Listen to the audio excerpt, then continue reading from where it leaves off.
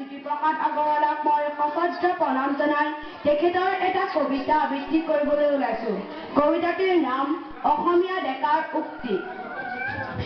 মই অসমৰ, মই ভাৰতৰ, মই ডেকা ল'ৰা অগ্নিময়, মই কাৰুকৰ, মই খনিকৰ, মই চিত্ৰকৰ, গঢ়ি যাওঁ মানুহৰ সুৰূপ ঘটনবৰূপ, মই ৰূপ কোঁৱৰ, কামৰূপা মোৰ কুঁৱলী কুৰিয়া, অসমীয়া ভাষাৰ জগত সবলৈ যাব, উজ্জ্বল সুজ্জ্বল কোহিনুৰ পিন্ধি আমি জ্যোতিৰূপা হ'ব। মই অসমীয়া প্ৰাগজ্যোতিষৰ, মই অসমীয়া শোণিতপুৰৰ কুমাৰ ভাস্কৰ, মই অসমীয়া শৰাইঘাটৰ চুকাফাৰ ৱাল্লাও লচিতৰ মোমাই তামুলী গড়, দুৰ্জয় অগ্নিগড়, মই নাই গুৰু সমকৰ, মই খাচিয়া, মই জয়ন্তীয়া, দফলা আৱৰ অকা,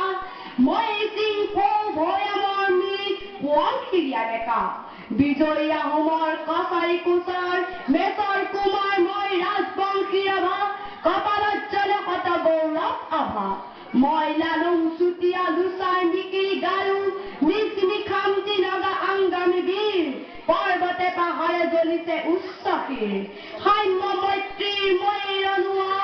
চাহ বাগিচাৰ মই বনোৱা, ন অসমীয়া মই মনচিঙীয়া, থলুৱা নেপালী নৃত্য ককুলি মণিপুৰীয়াও